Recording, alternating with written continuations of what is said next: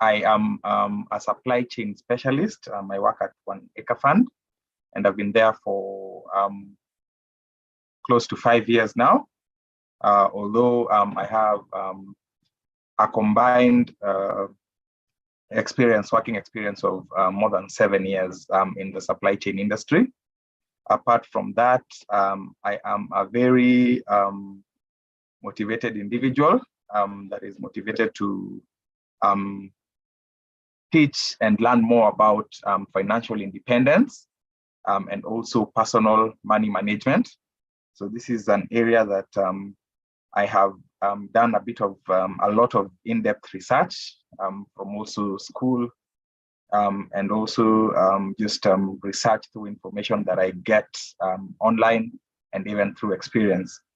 Another thing that I do is that I'm also an entrepreneur. I have founded 2 companies. One of them is Dress Code, that is involved in branding and printing, offering branding and printing services.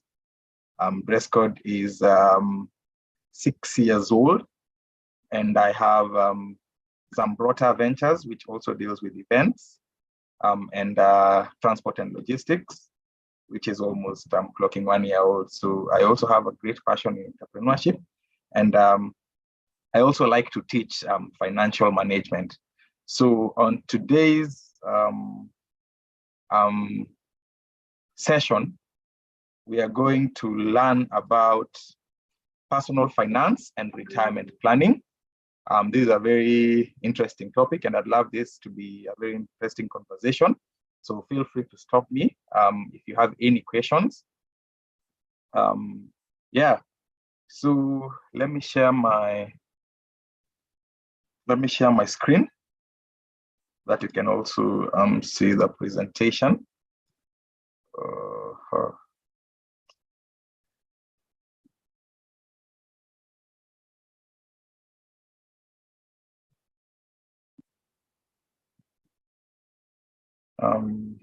Do you kindly confirm that you can see my screen?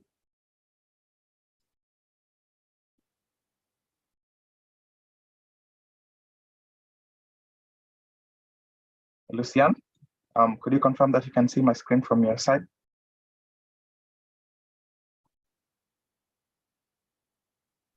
Yeah, we can be able to see the screen.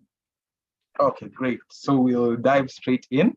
Today's session will be about personal finance and retirement planning. And I'd love to start us off with a few questions, and then we can answer them as we proceed with the presentation.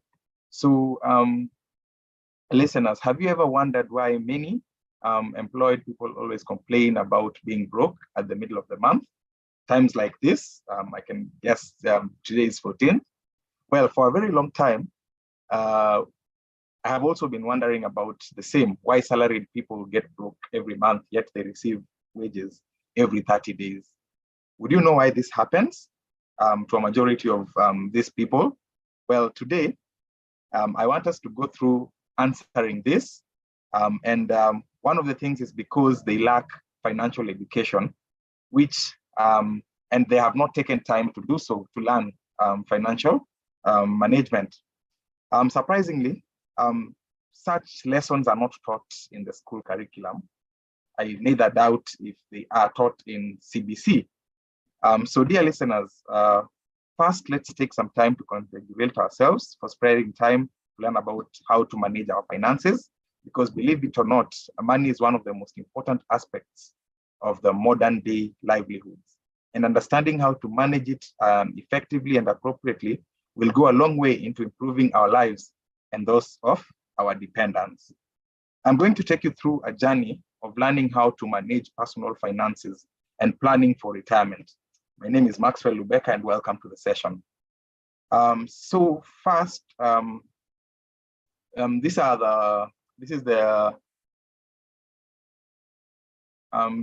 will be our menu for today. So we'll have an introduction. We'll have a short story of a couple of guys who wanted to achieve financial independence, and retire early, and then we'll go into why it is important to save for retirement. And then we will go to what is the process or the steps to financial freedom, where we'll be discussing a couple of things that I've listed there. And then we shall have a short question and answer session. But even as I continue to go through the slides, if you have a burning question, if you have a suggestion, if you haven't understood anything and you need clarification, feel free to stop me or just type a question in the chat box so that I can be able to address it if it needs urgent addressing. So yeah, before we dive in, I want you to listen to this story of some friends who wanted to achieve financial freedom and the strategies they used to do so. This is why most people won't achieve financial independence early. This is a tale of 5 university friends. They bonded over the obsession for early financial independence. Just give me a second. Okay. When they graduated, they made a pact to meet 10 years after and see how they had been progressing with their goal to retire early and achieve financial independence. This is the story of how they failed. Let's fast forward to 10 years into the future and see what they are up to. So we will start with Adeline. So Adeline, she was always driven. She was always a driven individual, and people always thought that she would be very successful. She did well for herself, eventually earning about $12,000 a month, which is a good salary, by the time she was 30 as a software salesperson in a tech firm. What Adeline wanted to do, she wanted to retire at 40. She wanted to live in a farm in rural Australia. She wanted to have around $1.5 million in her account at retirement. What she did, she had an expensive wedding. She bought $1 million house in her town. She used $80,000 to renovate it. Then she bought an apartment. Then she wanted landed property. She bought a car, and she raised 2 kids. None of these things that Adeline did were inherently bad or wrong. They could have been great dreams for someone else, but they did not make Adeline happy. So Adeline's mistakes is that she followed what they call the Singaporean dream, or what the dream that most people say, go to school, work hard, get a good job, get a house, raise your kids, have a car. So yeah, that was her mistake. Next, we have Adam, who is referred to as the coaster. Fresh out of university, Adam joined a company where he was paid $4,500 every month as a starting salary. For much of his 20s, he was highly paid, so he started to coast at his job and stopped looking out for new opportunities. He lived an average life, not spending a lot, but not saving a lot either. However, after he reached his 30s, he started to stagnate around the 6,000 mark. This was a decent salary, but was not enough to reach his financial freedom goals. As he grew further and further from his goals, Adam grew angry and bitter. However, he did not dare to leave because the job offered him safe salary for many years, and this was the only work he knew. The mistake that Adam made was that he assumed that his salary will go up forever. We have the third friend, who was called Natasha, the mattress staffer. So in the very beginning, Natasha was a very thrifty with her money. She scribbled and saved cash and kept it in the bank. However, over the past 10 years, she got her money eroded by inflation. Though she lived way, way, way below her means, she also missed out on the opportunity to grow her net worth. Because she only earned an average salary and she was also very far from her financial goals, her inability to take risk prevented her from achieving financial freedom and retirement, early retirement. So that is Natasha. And then we have another one who had an average income he decided to invest his money. And then at first, things went well. He gained a lot of profit. And then one day or at some period, everything went down. So he was investing in a couple of investments like cryptocurrency, stocks, and then he got stuck at a loss. So in the end, the tendency to chase fast money hurt him because he took bigger and bigger risks that eventually led him to back to square one. He lost all his gainings. And his mistake was he took too much risk and lived a life based on unrealistic gains. We have Wayfo. Wayfo wanted 1.2 million at 35 years. So he could work 6 months a year and he had time to travel. What he did, just like Adeline, he earned 12,000 by 30. He started investing aggressively from an early age. He did a simple wedding that made his parents and in-laws upset.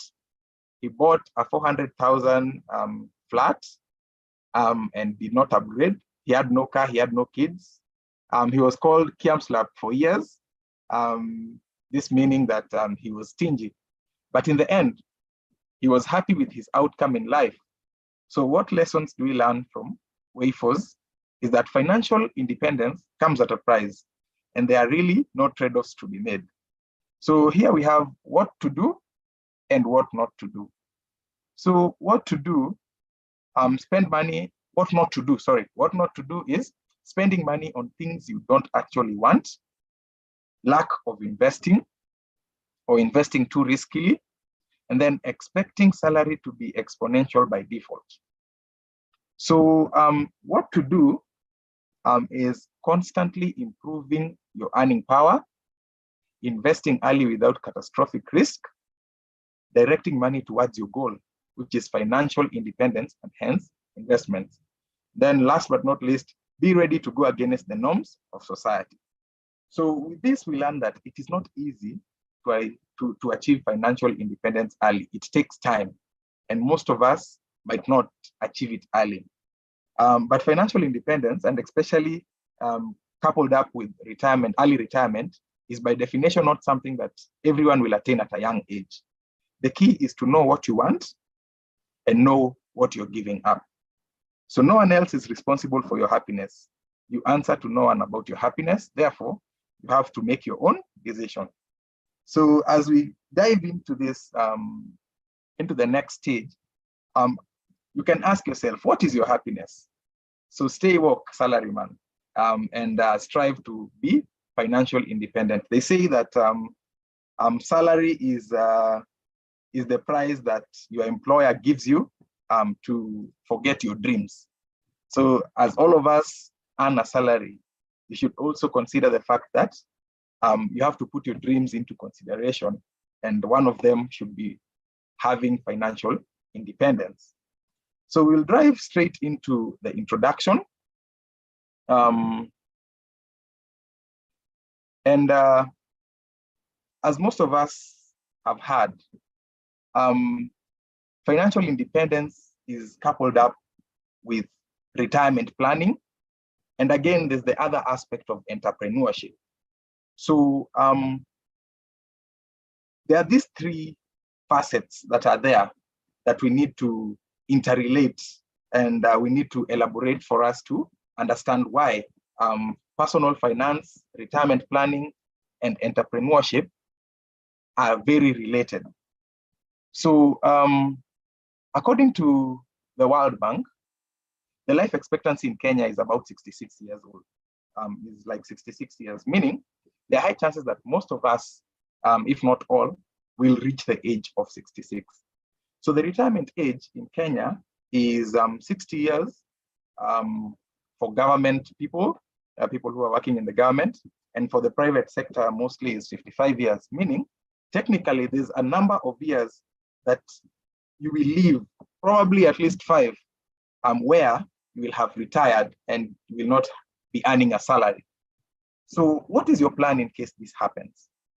So these three facets will explain the importance of planning for retirement and how it is linked to personal finance, and how it is linked to entrepreneurship. So here, personal finance is being disciplined with your finances, knowing knowing how to distribute your finances, knowing how to manage your expectations with where you want to spend your money. Retirement planning is planning for these few years, these few expected years that you're going to survive without an actual income from your salary. And also, they say that we all have time, energy, and knowledge. So during a young age, normally you have time, you don't have money, but you have some sort of knowledge. And then once you get to the middle adulthood, you find that you're working, you're taking care of your family, you have other projects that you're doing, you don't have time, but you're making a lot of money, hopefully. So you don't have time, you have money, and probably you have knowledge, because that's the knowledge you're using to get money. But at a retirement stage, you find that mostly you have time because you've retired, you're not actively working. Money is dependent on what you did with your money while you're working. So, and also knowledge is dependent on what you learned during your earlier years. So if you have this time and even if you have money or not, you'll still need to do something that takes your time, because every other day you'll be waking up, you don't have a job. So this is where entrepreneurship comes in.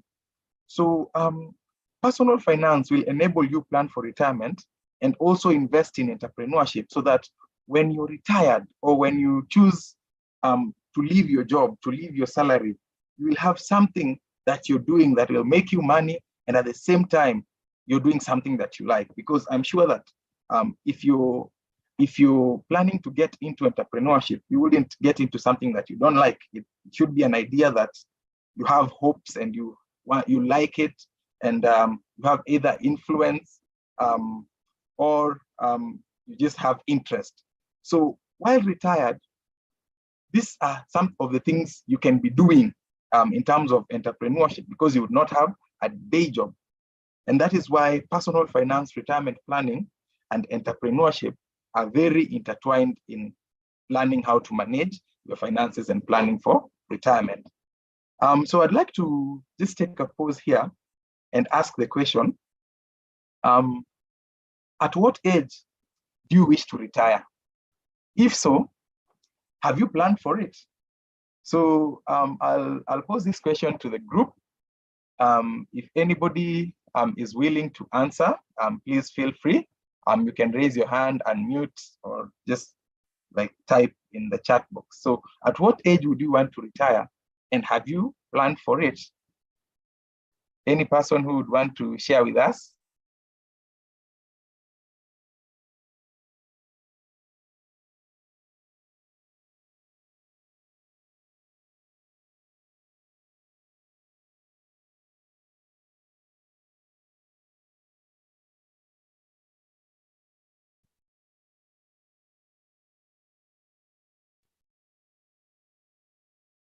Anybody? I see we are a couple of people. I think we're like 1, 2, 3, 4, 5. Anyone who's willing to share with us at what age they wish to retire? I can start off. Jen's hand is up. Jen Apollo. Oh. Okay, yes, Jane. I don't know if Lucian, could you unmute Jane?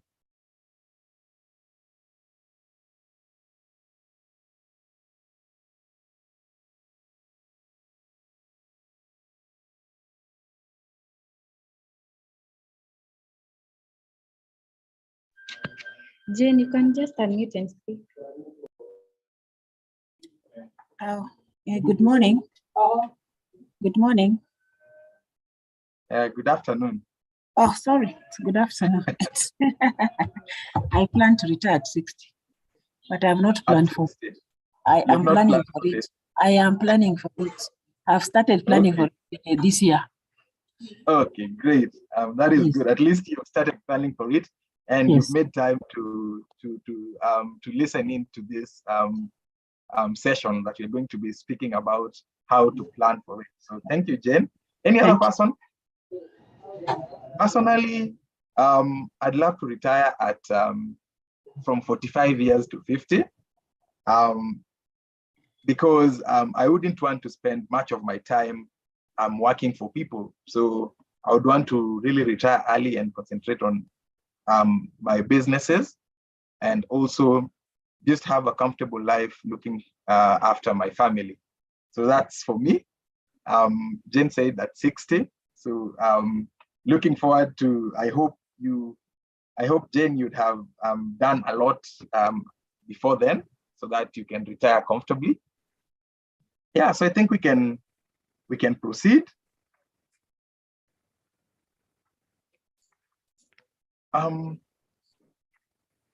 Someone said that retirement will treat you the way lockdown did. And as we know, I guess most of us were there when lockdown happened, when COVID-19 hit, and we were told no going back, no going to the offices. Some of us lost their jobs. Some of us were put on hold. There was no salary. You are probably alone or with your family in your house. So this was just like a small indication of what retirement would look like. Because you see, at around 60 years, if you have a family, your kids will be somewhere learning, maybe in campus or so. You'll just be left maybe alone or with your wife. So this is why mostly there's a big people really focus on retirement and planning for it, because it might treat you like the way lockdown did. And I'm sure most of us did not like that, that period. So one of the things we stress is that why you should plan for retirement is wealth buys freedom. Retirement should be more about saving and then investing your money so that you can get the freedom to live the way you want. Work on the things you love with the people you like. The goal is to have complete control over your life. So just to expound a bit on this, the reason why it's difficult for me to retire right now is because I need that income from my job. That I don't have that freedom to not work and still get an income, because it's a fact that mostly in like our country, whenever you just step out of your house, it's a spending spree. For you to get anything, even like basic commodities like water, we have to buy them.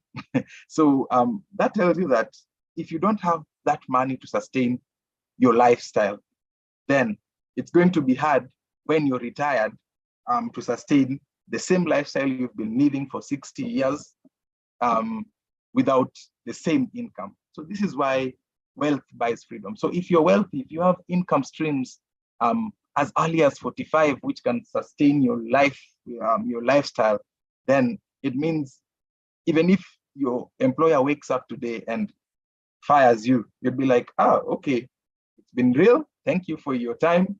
I can maintain my lifestyle without your income.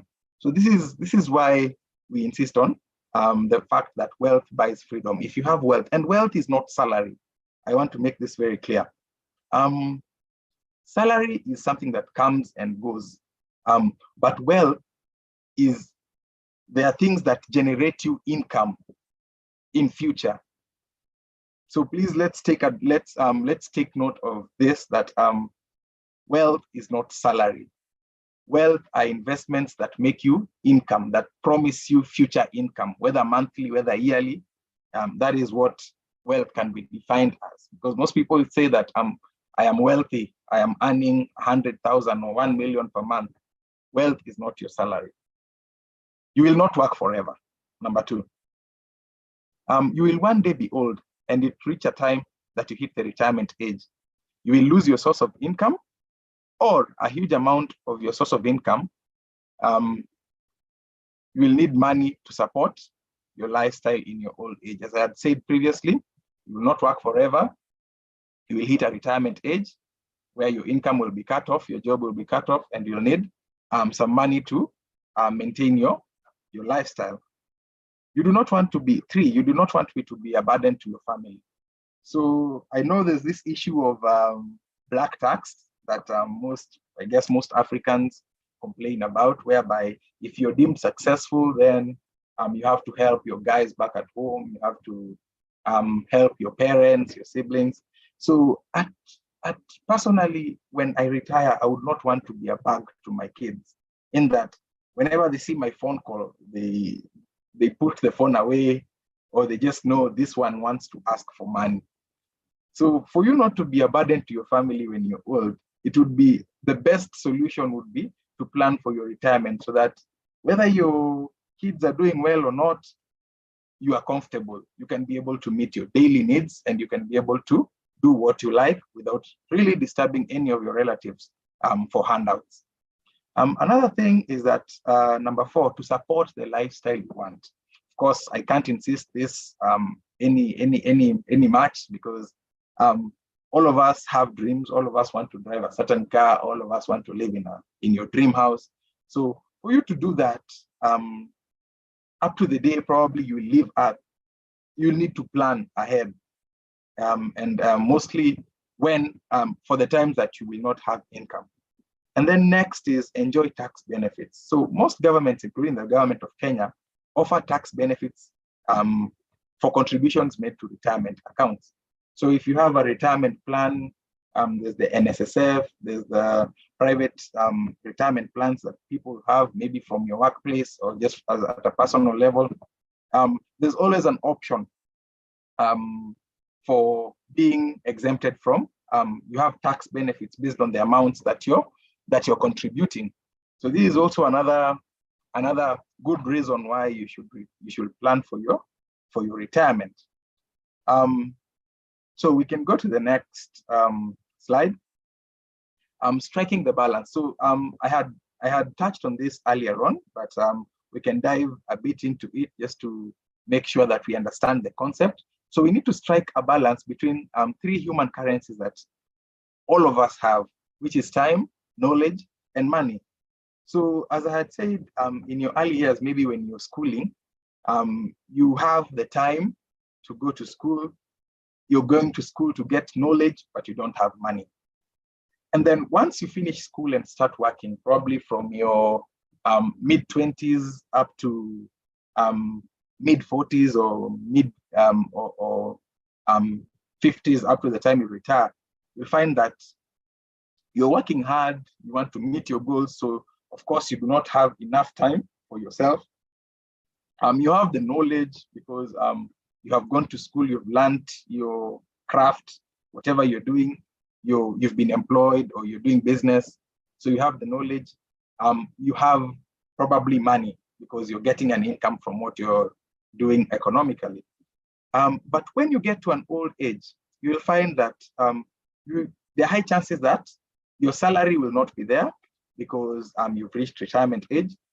2, depending on the knowledge that you have, that will determine whether you will have money or not.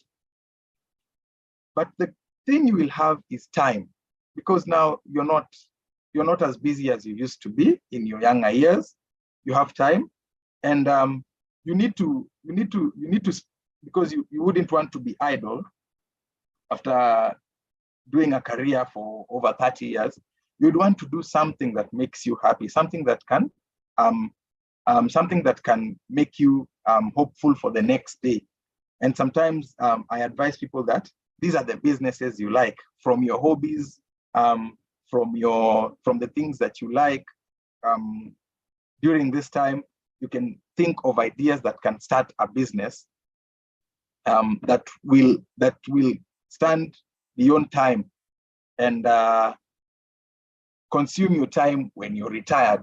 So meaning you just not have money that will be coming out from your investments. You'll also have something to do while you're retired. They say that most people who retire and lack financial education do not last 10 years. So, and I can attest this, and I can also link it to a bit of a change in mindset, because now maybe you retired as a manager, as a CS, as a president, like the way our former president did yesterday.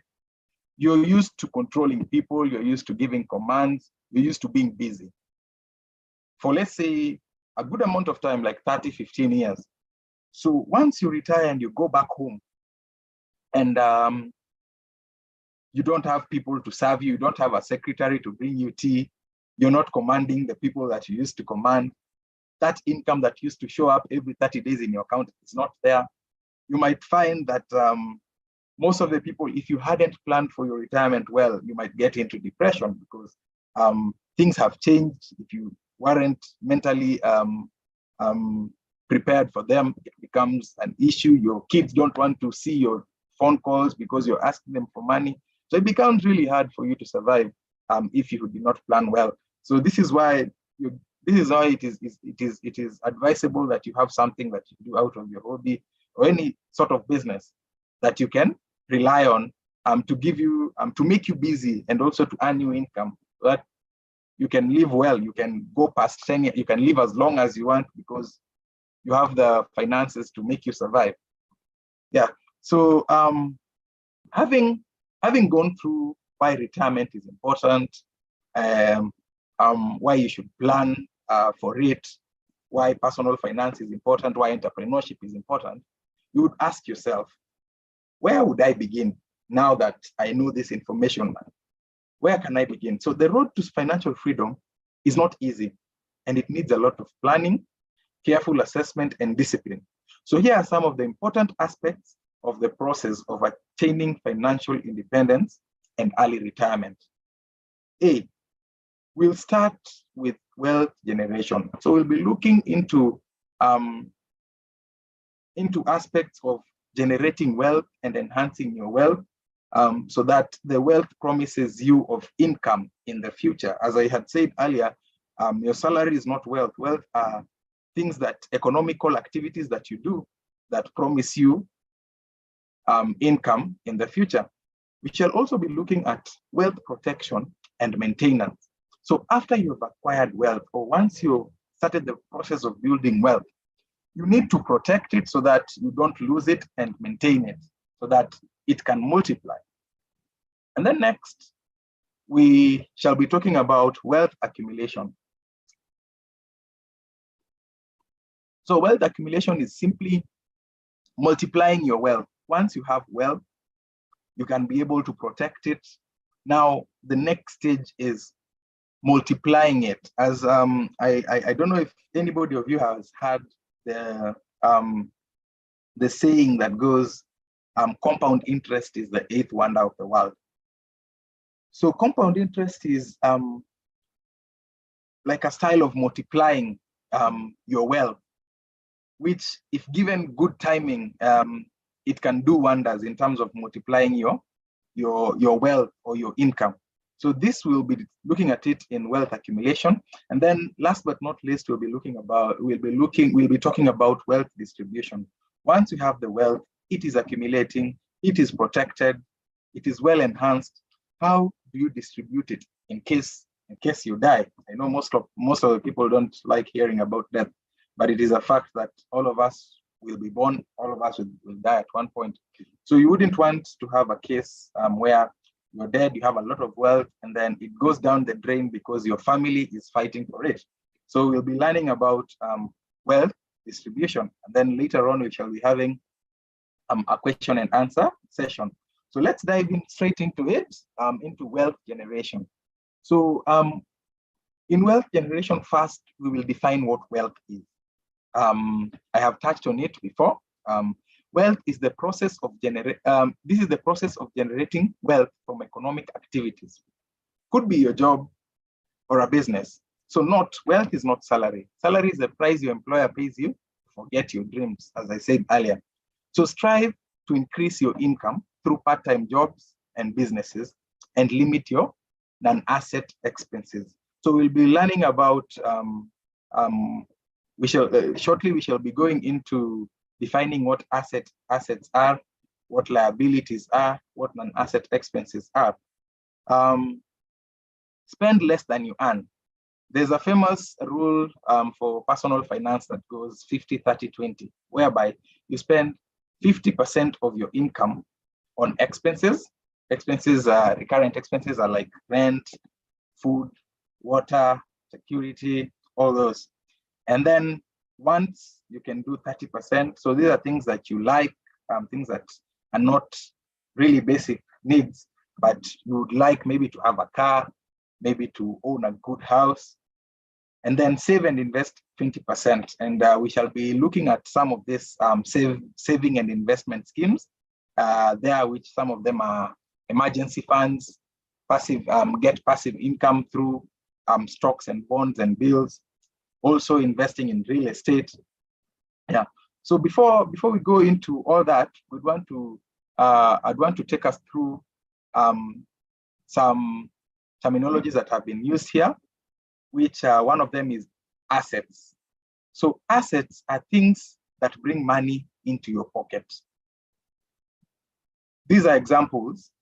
Would be a business that is making profit. So the profit is bringing money into your pocket. So that is an asset. A rental house. And mark you, I've said a rental house, a house that you're renting to someone to live in and pay you rent. So rent is bringing money into your pocket. You can categorize that as an asset. This is very different from owning a house that you're living in, because that house is actually, some call it an asset, but normally it's not an asset. It's a liability, because you will spend on insurance, you'll spend on repairs, you'll spend on land rates. So mostly a house that you're living in should not be categorized as an asset unless you're renting it out or unless you're keeping it to sell it in a future date. Then we have liabilities.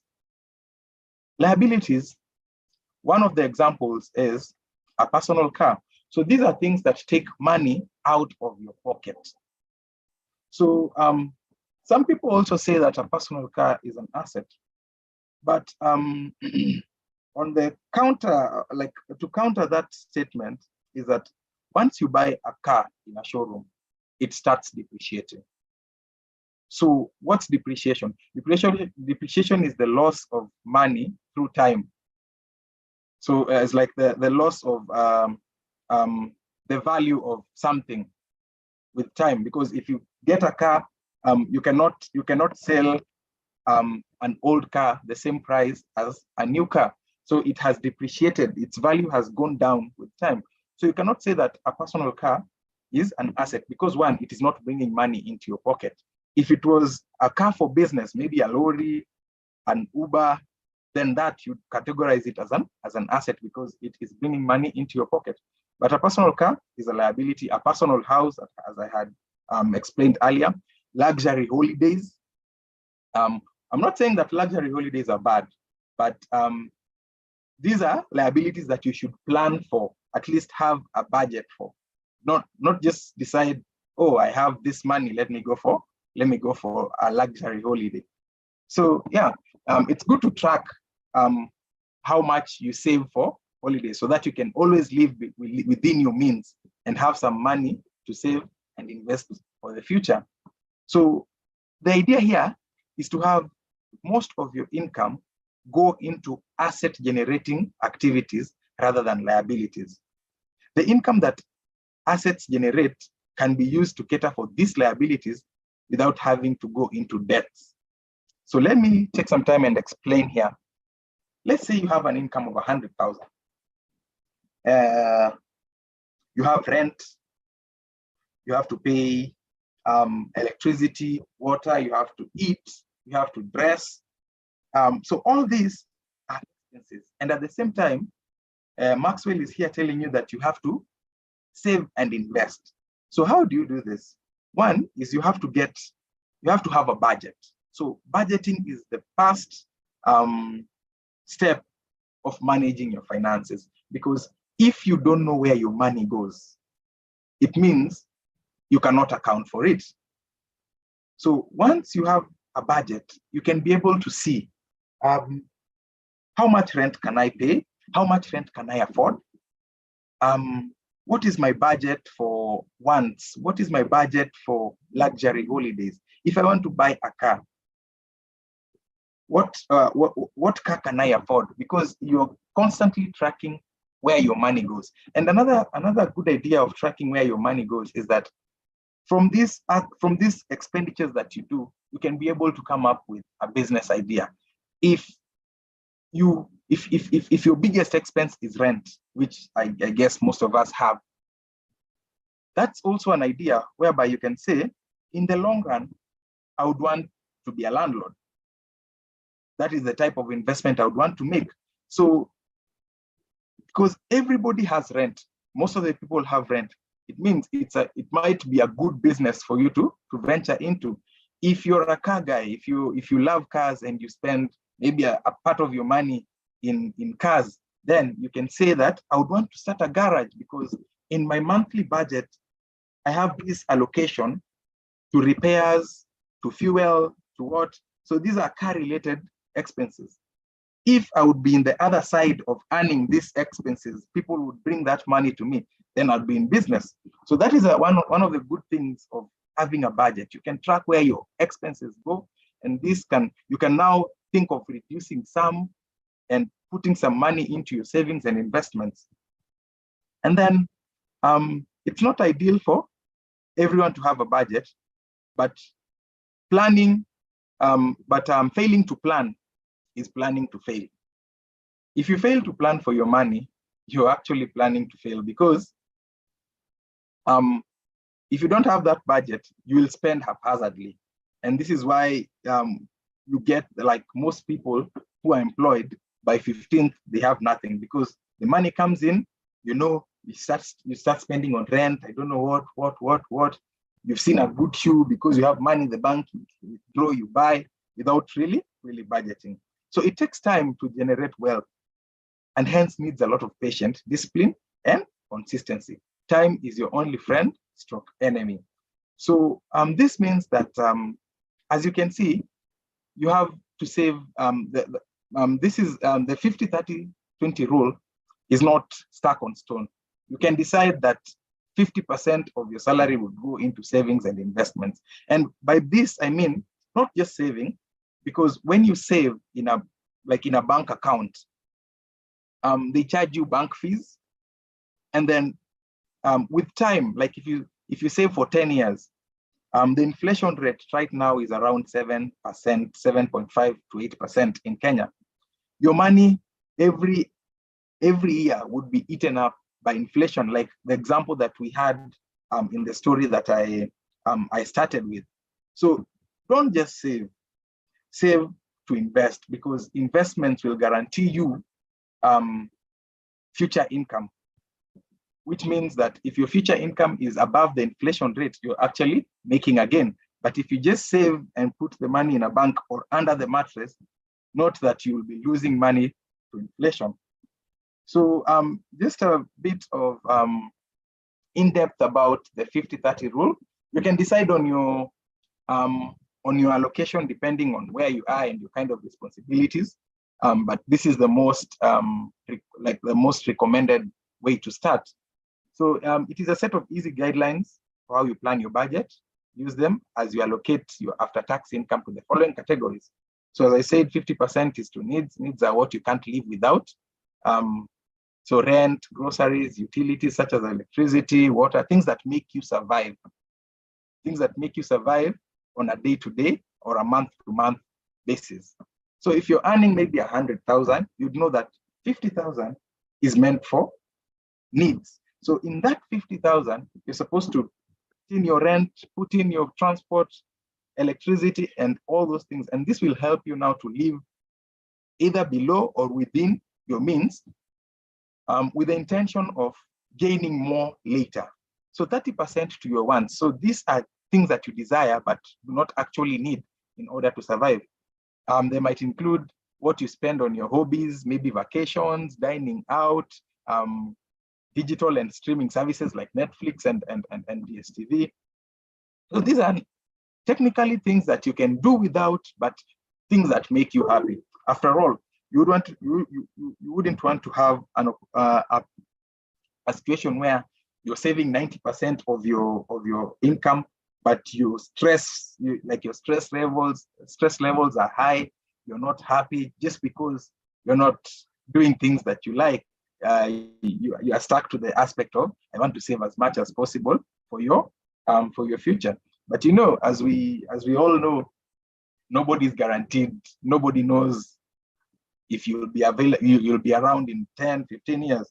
So as much as we are insisting on you saving and investing, also take time, budget for entertainment, because your well-being is very critical to you making income. So if you're not well, it's not guaranteed that you'll be fit enough to make income. So this is why we put 30% for once, but you can reduce it according to how you feel. You can decide that I want to do 10% once, and then the rest goes to financial goals, or either way. We have 20% to financial goals. So this category covers two main areas. All savings such as retirement contributions, saving for a house, setting money aside for college, debt payments. Also, the financial goals would entail investments, starting a business, things that, if you're saving without without a goal, then your money will get eaten up somewhere, because you'll find an emergency, you'll want something, and then that money, pesa inapata kazi, as we commonly put it.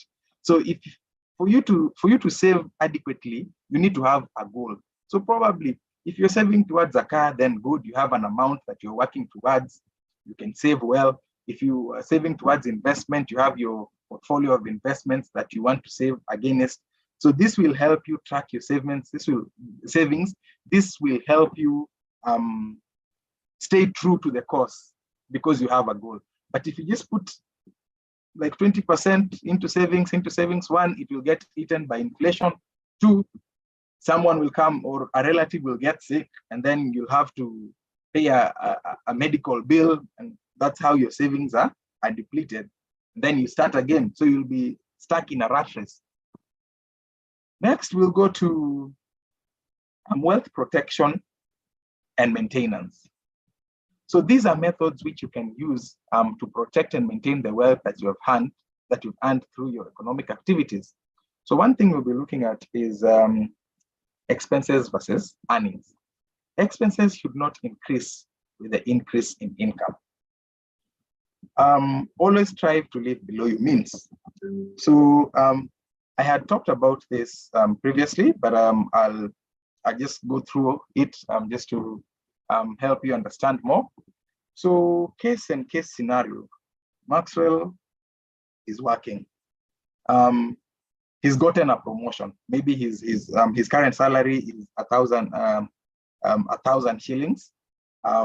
He lives in a 2,000 shilling house, has expenses, whatever. And then Maxwell gets a promotion. Maxwell starts earning 50,000. So normally, what most people do is that you earn 50,000, you move from Kawangware, you go where? You go to Karen. You say, now what I've been working hard to get is now here. You you get a loan, get a car, start paying it off. You renew all your furnitures. But in terms of adequately managing your finance and protecting your wealth, you're advised that your expenses should not necessarily increase with the increase of income. And this is why I insist on living below your means, because there's always a rainy day. There's always a time that might come. You might lose your job, like what COVID did to most of us. You find that something just happens within a month. You're told, now you don't have, we cannot keep you here. You have to go.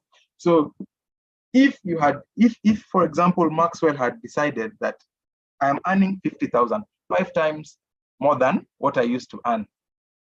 Let me not move into a better house, or let me move into a house, maybe like 3,000, and then save a bigger amount. The day that job ends, Maxwell will be able to still live in his 2,000 or 3,000 house comfortably. He'll still be able to afford the food that he has been eating. He'll still be able to pay off whatever he has been doing, because he did not go up with increase in income, and you decided to save and invest. So the investment that you'll be making during that time will actually be the ones that will take care of you during a rainy day. Another thing is insurance, protecting your wealth against unforeseen risks. So we have different types of insurances, and I think the most important for me, one is health, because health is wealth. If you're not healthy, if you're sick, it'll be very difficult for you to go to work. You'll not be at an advantage point of making income. So one thing that I insist is try and have health insurance for probably you and your close family members, because they say that most of us people are one hospital bill away from being broke, which means you might be doing well, you might be having your job that is sustaining you, and then your mother gets sick and she's admitted, and you get a bill of 2 million. Your savings are what? 2 million. You save, you pay the hospital bill, you become broke, and yet you are really saving. So health insurance is you can get health insurance for your parents, your family, especially like kids. You know, kids fall sick oftenly. So this is just a cushion for you, because in case you get sick, or an immediate family member or a close family member gets sick, the insurance can be able to cover the costs, mostly inpatient, because these are these are the expensive bills, and you can be able to continue with your life without having to eat into your pocket of savings. Property insurance is another one. If you have a car, if you have a house, you can insure your house against fire, theft, burglary. You can insure it's stipulated in the law that all cars should have insurance. So yeah, these are just things that will make you protect your wealth, protect your property, so that in case of an unforeseen risk, you are able to get back on your feet and continue saving and investing. Another thing would be an emergency fund. And this is very important, because this is actually the one of the important aspects of personal financing, because personal finance management. So an emergency fund is a near cash, easily accessible, without feeling the financial heat. So to explain this further, I'll give an example. Maxwell has a salary of 100,000. Your rent my personal expenses are at 50,000. So in case I lose the job, I need 50,000 to survive in a month. So this includes rent, food, everything that needs me to survive, basic ones. If I lose my job today and I don't have savings, it means I will be kicked out of that house. I will no longer be able to pay Netflix. I will no longer be able to fuel my car and do all those sort of things. So this is where the emergency fund comes in. So ideally, for employed people or for people with monthly income, you would aim to save at least 3 to 6 months of your monthly expenses. And this should be security in case you lose your job or you're not able to get income. We know nowadays the way the economy is, companies are closing down. You might be working for a company, and within you just wake up one day and your peeps tell you that we are closing the company, so you have no job. Before you re-strategize, before you get back on your feet, what will you be using? This is where the emergency fund comes in. So if you have like 6 months worth of expenses in your emergency fund, say in my case, Maxwell's expenses, monthly expenses are 50,000. If he's been able to save 300,000, it means even today, if Maxwell loses his job, he will be able to live 6 months without any income, but maintaining the same lifestyle until probably you look for a job, get a job, or if it's a business, and things are going down, you're able to live comfortably and still get back on your feet after such an occurrence. So you can ask, maybe we can ask ourselves, now I want to start an emergency fund. Where do I keep the emergency fund? Basing on the fact that if you save under the mattress, your money is being eaten by inflation at around at a rate of like 7 to 8% every year. So what are the other options that I have that are not that can beat inflation? So inflation rate is important because it gives you the guidelines of what to invest in. If you're investing in, say, shares, like most of us do, and I'll be speaking about this later on, you want returns that are over the inflation rate, because if you're getting a return of 5% per year and inflation is at 7%, which means you're still losing 2% of your money every year. So one of the places I advise people to keep their emergency funds is is money market accounts. So money market accounts earn from 6 to 10% depending on the provider. So this is where you take, and mostly they're given, money market accounts are given by banks, insurance institutions, and a couple of them. A lot of information is there online about money markets. You can research about it and decide which is the best for you. If they give about 10% per year, depending on the provider, it means you'd be beating inflation by around 2%, which is not bad in the medium term.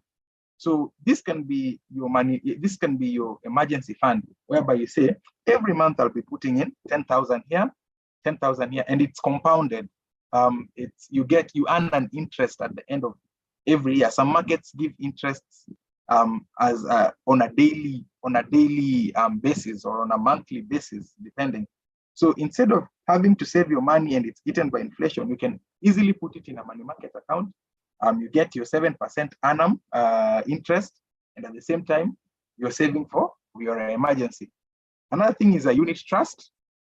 So unit trust is where you can put your money in investments that make you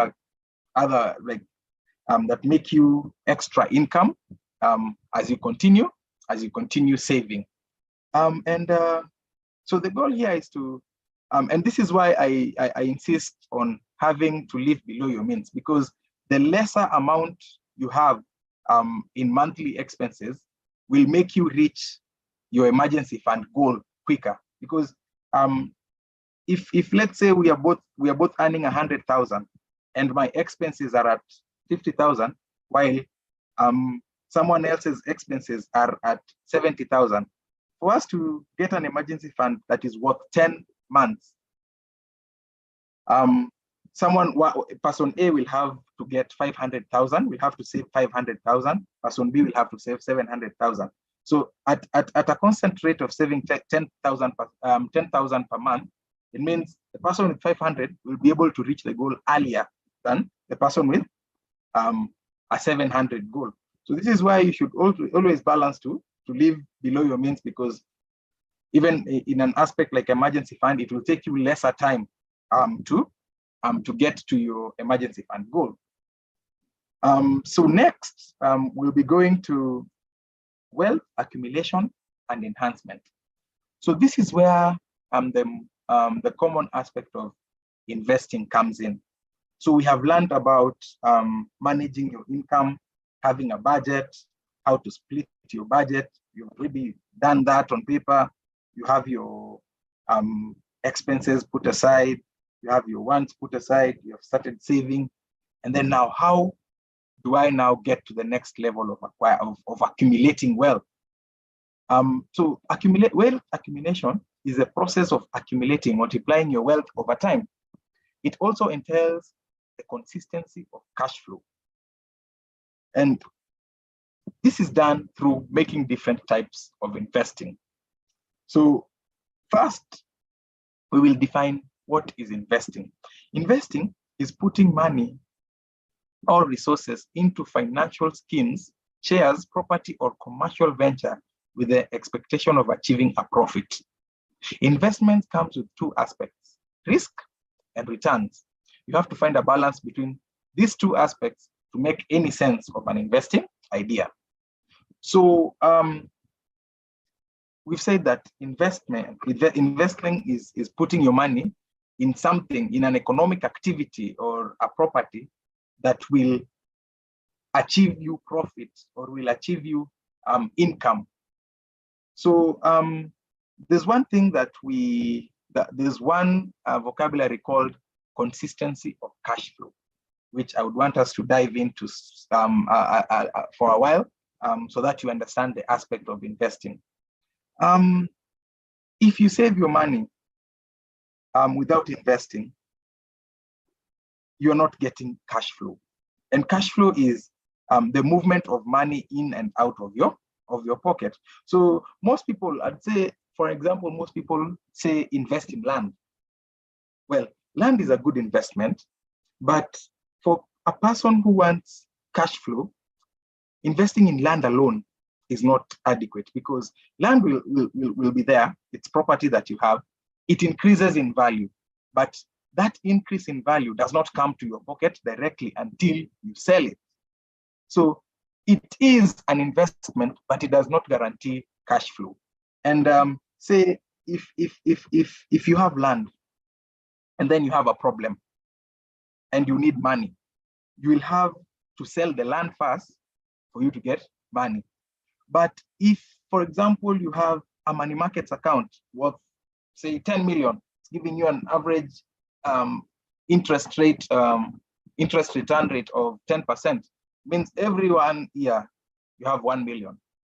So every 1 year you have a cash flow into your pocket of 1 million.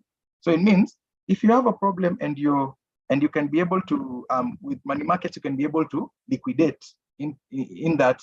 If you have a pressing problem that cannot wait, you can sell some of your shares or some of your investments, maybe 5 million, and sort out the problem, and then that would have helped you in that period of time. So this is the importance of cash flow. While investing, make sure you balance your investments in a way that you both have property that is accumulating your wealth, maybe in terms of land or whatever it is, but also have investments that guarantee you income, which is cash flow. Because this income is what you'll be using as your salary in the case you don't have a salary. I hope that is understood. And then another aspect of investing is risk and returns. So all these investments that I'm talking about have risk. So you have the risk of investment, like risk of losing your money, risk of not getting returns, and there's also the returns.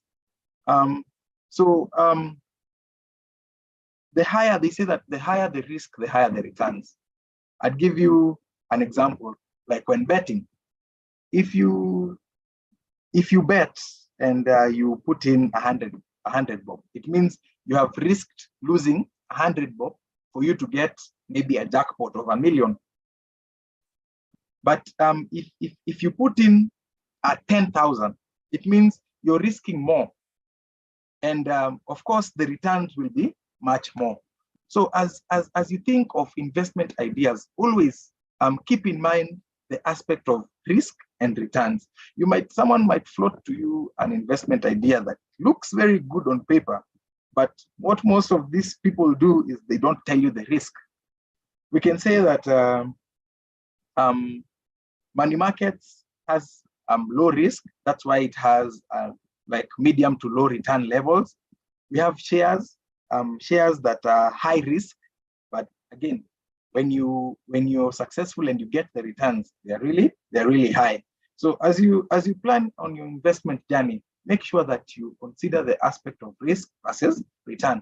And this varies from any level that you are. If you're a young investor, if you're starting up, like you're starting your investments, you'd want to invest in things that do not have a lot of risk, because you don't have a lot, like you cannot risk so much.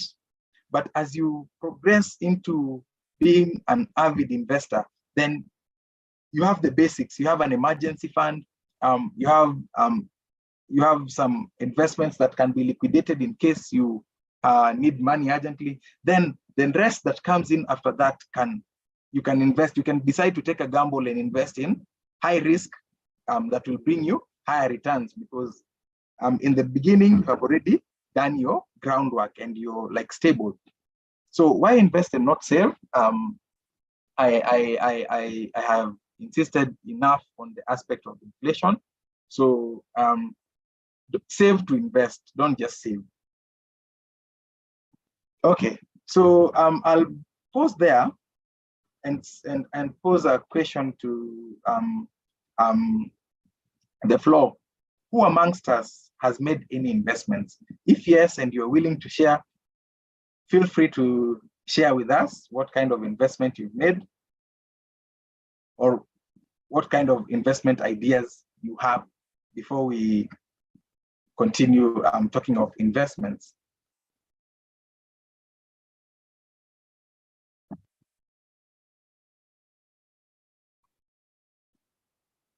Anyone?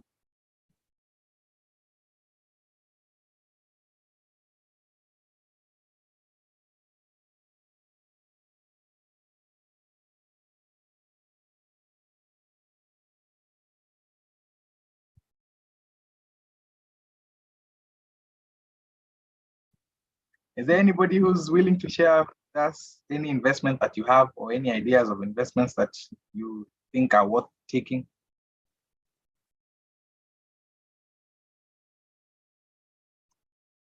Or am I speaking to my, I see Joy. Joy, yes, Joy? Hi. Hello. Oh, yeah, thanks for the presentation. I'm enjoying it. And yeah, the investments, the options you've given us, I have tried a bit, although of course we need more discipline in how much we put in there, given how much we'll need later. But yeah, like the money markets, I have tried, and I think it's a good idea. Mm-hmm. Thank you, Joy. Joy has invested in money markets. Any other person?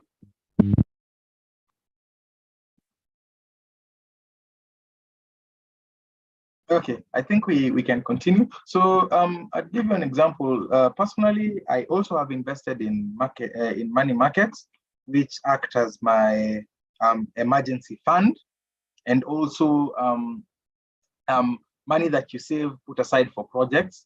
Maybe if I want to upgrade my business, I need maybe 500,000 or an amount.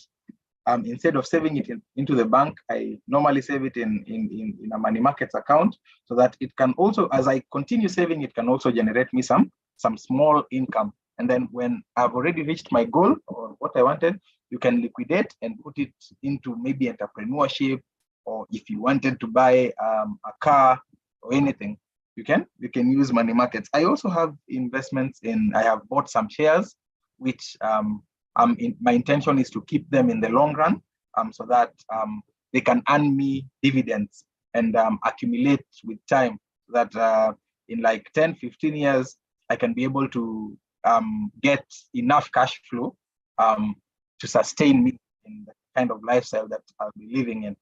Yeah. So thank you so much, Joy. We can move forward with wealth accumulation and enhancement. So we are going to dive into different types of investments, and I'll try to be as fast as possible, because I see time is not on our side. So we have paper investments, which include stocks, equities, treasury bills, and treasury bonds. We have real estate investments, which include rental housing, investing in a real estate business. And we have entrepreneurship, which is, according to me, one of the best investments you can ever make by starting a business, because a business, you can be able to leave it for your children to run it. You can be able to create a trust fund whereby all the profits are divided into your family members, so they don't have to work to get like basic life commodities, because there's a business that is doing that for them.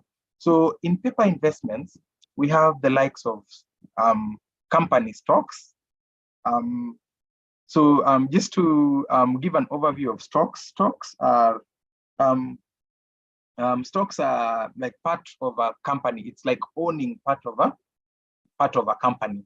So I don't know, maybe most of you have seen after the news, there's always that segment where the business news, where they try and see how the market is doing. There's the Nairobi Stock Exchange. This is the market where stocks are bought and sold. So I'll give you an example of a stock. Is like Safaricom stocks, which are the most common here in Kenya. You can buy stocks on in the Nairobi Stock Exchange, and companies give dividends, whereby if you own a number of stocks, then there's a percentage that you're given at the end of a financial year as a stockholder or a shareholder, which is paid as dividends. So you see that stocks are a good example of investments that give you cash flow. So after every end of the year, you're getting some dividends from the stocks that you bought. There's also capital gain. So if you invested in stocks worth 100,000, you still have your capital like 100,000 in stocks, but you'll be getting a percentage of it as dividends. And at the same time, if the company is doing well, and the share value is increasing, means that your 100,000 is also increasing in value. So you're gaining on the capital, and you're also gaining cash flows from dividends. We can go to T-bills. T-bills are treasury bills and treasury bonds. So these ones are, I can explain both of them all together. So this is the aspect of like lending the government your money for it to do projects, or for it to do it's like normally there are two ways in which government raise money. One is through tax collection, and two is through borrowing. So most of you have heard of the debt that Kenya has. Of course, that is due, because for us to do our projects, we have a budget deficit. So mostly we borrow, and the government can borrow from internally, that's from its citizens, or externally through aspects like borrowing from the World Bank, borrowing from Europe, like the way we did with Eurobond, borrowing from China for infrastructure projects. So that is how the government raises money. So in regards to T-bills and T-bonds, when the government is raising money internally from its citizens, it floats bills or bonds whereby people now buy. You can invest, like you can invest your money there. And the good thing with government T-bills and T-bonds is that there's almost a zero risk rate. So the government always pays its debts, which means you'll be secured. You will be paid your dividends, and you'll be paid your initial investment at the end of the tenure. T-bills are short-term investment options that run from 0 to 1 year. So might be 3 months, 6 months, 9 months, and the government pays dividends according to the amount that you've invested, and then they pay you the initial amount at the end of the tenure. T-bonds, on the other hand, are long-term, so they range from 5 years up to 30 years. Like recently, we have a bond that has been floated by the central bank. So these ones are floated by the central bank, that is giving an interest rate of, I think, around between 12, 13, and 14%. So you see, if you have your savings somewhere that you not intend to use in the next 10 years, you can really put it in there, and then every other year, the government will be paying you dividends. So that's cash flow. And then at the end of the year, there's a 10-year, 15-year, and I think a 20-year bond. At the end of the 20 years, you get back your initial investment after you've been getting dividends. So these are just ways of long-term and short-term and medium-term investments that we can take advantage of that are there. If you have good money and you keep buying stocks, you combine it with T-bills and some T-bonds, you might find that within like 10, 15 years, every year you're earning close to like 3 million or something of the sort if you've been investing gradually within like 10 or 15 years. So getting 3 million a year, you can easily retire and say that I can be able, my cash flow from my investments can be able to sustain me with the life that I'm living. So I don't need to work for me to survive. There's another type of investment called real estate investments. So in like a good percentage of billionaires have invested in real estate. And this is why. Real estate is a good type of investment because one, there's the aspect of land which never depreciates. And then there's aspect of housing in which I can argue for a fact that never at a time has your rent decreased as a tenant. So rent is always going up. The price of real estate is always going up. So it's a risky business because it requires a lot of capital to start, and also there's sometimes these markets crash, like the one we had in the US around 2007 to 2008, whereby the interest rates go up for those who invested in real estate using borrowed money. So you have to pay more than what you expected. But then the returns are very good because you can imagine, I'm sure most of us here would want to be landlords because it's a type of investment where you can just sit, people go out there, look for money, and the first person they think of is the landlord. So real estate investment is a very good investment, but you have to also consider the risks that come with it, and it's very capital intensive. But it's one of the investments that is a must for you to adequately accumulate wealth. Although there are also other investments like entrepreneurship, which is starting a business, and I think this is a whole other section that we can spend a lot of time looking into. But just from an overview perspective, before you start a business, make sure you do your research and invest in a business where you have any of the two aspects: influence and interest. Why? Because if you have interest, it means you'll be investing in something that you like, which has a higher chance of surviving than investing in something that you know nothing about. So case scenario, if Maxwell works in supply chain, of course you understand the market, the industry well.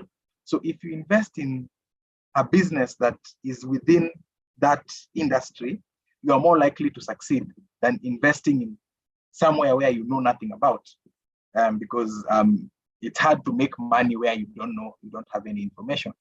And if you have influence, the better, because you are able to influence your decisions from a point of knowledge and drive them to making more profits. Like the way we see most of politicians or people who know that according to the plan, there'll be a road that will be passing here or the railway will be passing here. So they go and buy pieces of land near that area, and like 5 years come and the road is built and the land appreciates and they're able to sell it or put up rentals. So there, you see there, they have influence, and it has helped them make a kill out of the situation. So entrepreneurship is very good, but you have to really do research and invest in areas where you have a lot of, do your research, have a lot of information, and also do invest in businesses that mean something to you, that you have interests, because high chances are, if the business is successful, this is what you'll be doing when you're retired. I can give you an example of the Indians, most of them who live in Kenya. They have generational businesses that that their children and grandchildren inherit, and they never have to look for jobs for them to survive. So businesses are very good. I would encourage every other person to look into finally investing in a business and making sure that it succeeds, because it's a very good, it's something long-term that can grow exponentially, maybe more than what you'd have envisioned. And also it's the best way to make money without having to be woken up, going to work, having boss issues, sometimes your salary delays. So I'd encourage every one of us to do entrepreneurship, because you can also do part-time entrepreneurship as you work. It gives you the ability to earn more. Just a note, as we conclude this this aspect of wealth accumulation and enhancement, is that for you to accumulate wealth, it takes time and consistency. Time is of great essence. As I have told you that compounded interest really benefits you according to the aspect of time. So the earlier you start, it means the more time you have to accumulate your wealth. You'd be surprised if you do compound interest for people saving the same amount, and you just give them a difference of 2 years and see in 10 years time what one will have and what the other one will have. That will tell you the power of compounded interests or compounded accumulation. Yeah, so take advantage of now that you have this information. We have just outlined in summary, but you can go deep into researching on the kind of investments you want, since now you have an overview of what you're supposed to do, and take advantage of the power of compounded interest. Last but not least, we want to dive into a bit into wealth distribution. And this is the distribution of the wealth that you've accumulated through your life, distributing it to your loved ones or to your family members, or to people you consider very important, maybe your next of kin. So first is to have a will. I think most of us know what a will is. A will is an instruction where how your wealth will be distributed to the people you want distributed to, and like the amount distribution of what you have. So a will is very important because of the following reasons. One, it reduces the back and forth of wealth distribution while you're away, because a will only comes into it's only active when the person dies, or when you decide that I want to distribute my wealth. So as I said earlier, you do not want a situation whereby you have built your empire, you have invested well, you're getting returns, and then when it comes to passing it over to your next generation, there are a lot of fights, there are a lot of feuds. You end up destroying everything that you've worked hard to build. So I'd encourage every one of us to look forward to having a will. It's never too early, because I'm sure you own something in the moment, and we normally don't know when we'll pass on. So have a will, put down, and it's also an opportunity for you to know your net worth, because you'll have to put down everything that you own and account for it, or just have at the back of your mind, know that I own this. If by any chance I want to distribute it to people, this is what will go else here and here. Next is to have a trust fund for the management of generational wealth. So I'll give you an example. If you have a business, let's say Safaricom belonged to Maxwell. And Safaricom is generating profits worth billions in a year. So let's say 2 billion. You can do a trust fund whereby after all expenses, after distributing your shares to your share capital to your shareholders, you have that profit that you can put in a trust fund and decide that instead of having my children manage this business, it can be managed by the board of directors whom you will appoint or whoever appoints. And then the profits will be put into the trust fund. And every individual that I want to be sorted out by this business can have an account in the trust fund, whereby if you have sons, then they can have a certain percentage of the profit. Maybe your spouse can have a certain part, whereby it's very automated. So this is very important for creating generational wealth, because then it will be passed on to your generations and generations and generations, and they will not have the trouble of having to look for school fees, having to look for rent, because if you have a running business and it's doing well, it means it will bring in profit, and even without working, they can be able to sustain like a decent lifestyle because of the trust fund that is sorting them out. And then another thing is to have life insurance.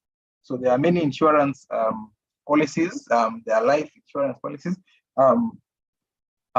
and this really helps you in the case that for people who have family, you might get injured, you might pass on, and you have a young family, you have school fees. Probably you are in your financial journey. You haven't yet got there. But then worst case scenario, you pass on, and your family is there, your kids are there, they need school fees.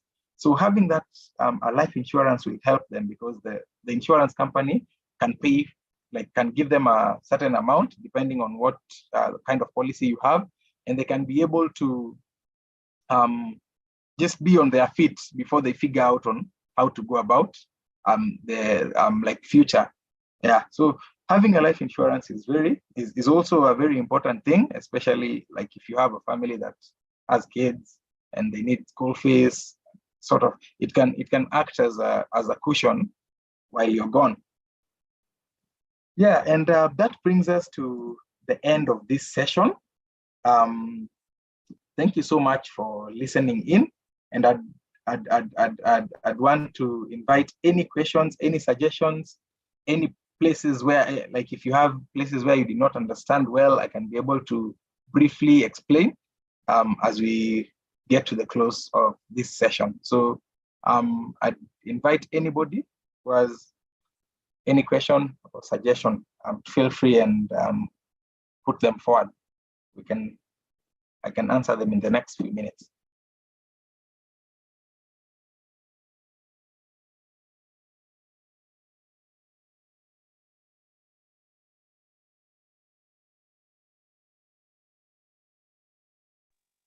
Joyce hands is up.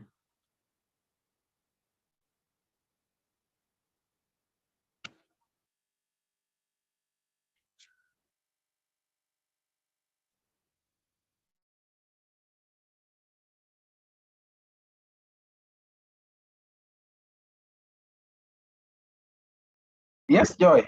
Go ahead, please.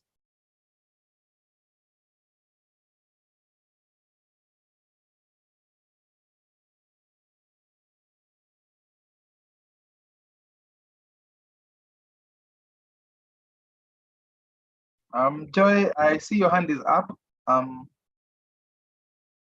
You're free to ask your question after unmuting.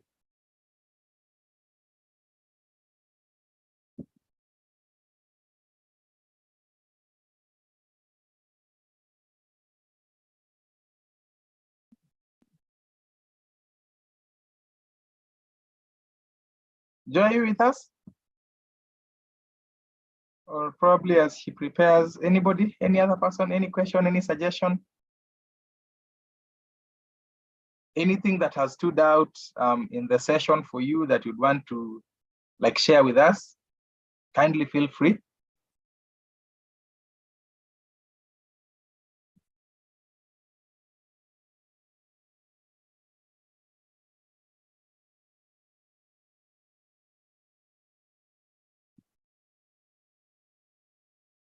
Okay, maybe at this point, I'd say silence means either we have totally understood everything in the session, or we have understood nothing. I hope the first option is what it means. But anyway, feel free to reach out to me if you need any clarification. If you have any other feedback that you want to share about this session, I can chat my email on the chat, so that if you have anything that you want, any kind of feedback, kindly reach out to me. I'd be willing to give more information if possible, or refer you to any. Yeah, I see on the chat Lucy has wrote, I think bonds and shares would be a good investment for long-term investments. Yeah, that is true. That is true. Government bonds, government bonds and shares are mostly good investments in the long run. Or if you are a guru in trading with shares, then you can decide whether you want to keep them short-term or long-term, depending on what they are offering and how the market is reacting to different economical situations. So yeah, bonds are good for long-term, like medium to long-term investments. So with that, I think I'd call it a session for now. Thank you so much for listening in, and I hope this session has been impactful and helpful to your road to financial freedom. My name is Maxwell once again, and thank you for having me. I'd like to pass back the session to Lucy, who is our host. Thank you. Okay, thank you so much, Maxwell, for the great session. We thank you on behalf of Capable, and we thank our attendees for listening and for joining in. In case you came in late, we have recorded the session and we are going to share with you. Otherwise, thank you so much and have a great afternoon. Thank you.